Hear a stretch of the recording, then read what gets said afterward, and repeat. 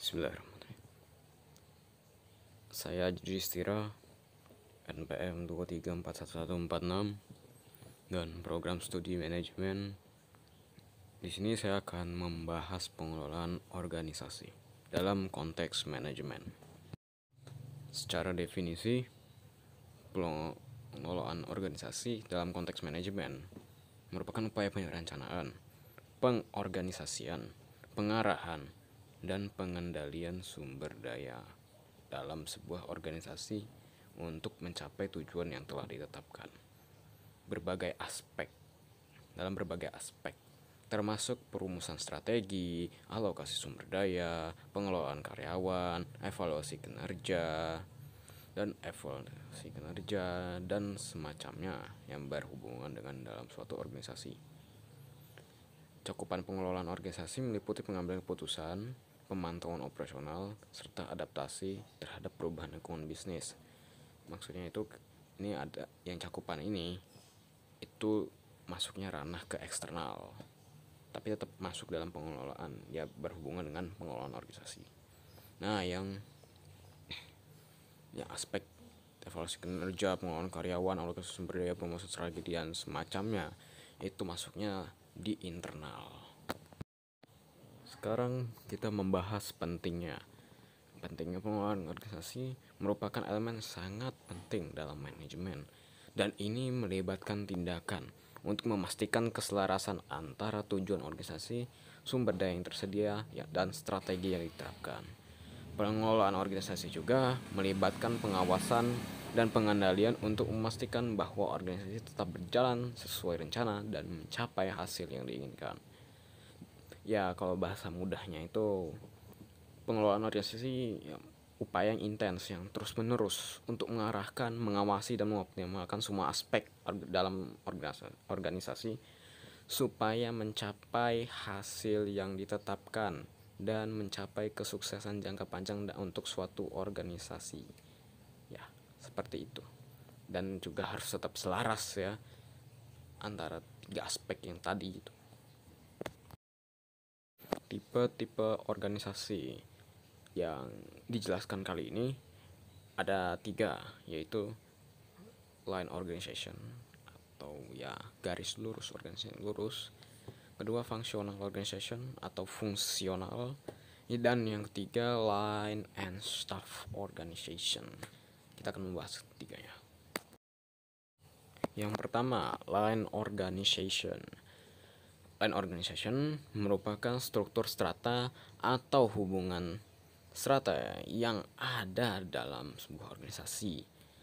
Maksudnya itu gimana? Nah, ini sabar ya. Ini menggambarkan bagaimana otoritas dan tanggung jawab didistribusikan, dipindahkan dari tingkat manajemen yang lebih tinggi ke tingkat manajemen yang lebih rendah.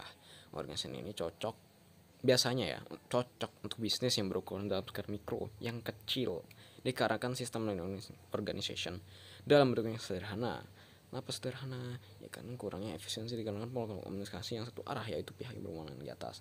Walaupun tingkat manajemen bawah punya wewenang, tapi dia bisa dibilang terpusat di atas. Jadi komunikasinya lebih kurang efisien ya, bisa dibilang. Kayaknya dia cocok untuk dalam skala mikro saja, karena dia berfokus pada pusat di atas, manajemen yang atas. Walaupun manajemen di bawah punya wewenang, tapi tidak sekuat di atas. Yang kedua, functional organization. Functional organization merupakan sistem organisasi yang mengelompokkan karyawan berdasarkan fungsi atau spesialisasi mereka. Dalam setiap departemen, fungsional bertanggung jawab atas tugas-tugas yang sesuai dengan fungsi mereka. Ya, biasanya di institusi pemerintah, ada departemen pemasaran, keuangan produksi, dan sebagainya. Juga sering dipakai pada organisasi kompleks yang lebih besar ya. Maksudnya apa fungsionalnya? Dia seperti membagi-bagi departemen. Dia membagi semuanya dibagi gitu.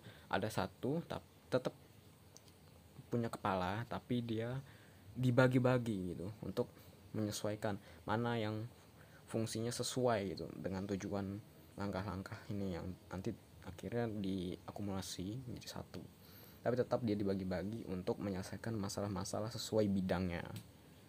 Itu gampangnya, makanya kayak dibagi-bagi banyak divisi departemen. Itu sebenarnya tujuannya untuk menyesuaikan dengan fungsi yang ada, selesaikan masalah yang satu kompleks nanti terhubung. Dan yang terakhir, line and staff organization. Ini merupakan jenis struktur organisasi yang menggabungkan dua elemen. Kedua elemen tersebut ialah elemen struktur ini atau line organization yang sendiri dengan elemen staff organization untuk mengoptimalkan pengambilan keputusan dan pemanfaatan keahlian spesialis. Biasanya, line and staff organization digunakan dalam organisasi kompleks yang membutuhkan keseimbangan antara rencana operasional dan rencana strategis sehingga menjadi satu padu. Jadi dia ya gabungan gitu. Ya seperti tadi, gabungan antara line dan staff. Jadi dia punya pihak yang berwenang dari atas, dia punya wewenang sampai bawah juga, tapi dia juga punya departemen-departemen yang sesuai dengan fungsionalitasnya. Jika ada kekurangan dalam penjelasan ini, saya meminta maaf dan terima kasih telah menyimak. Saya Yudhistira. Assalamualaikum warahmatullahi wabarakatuh.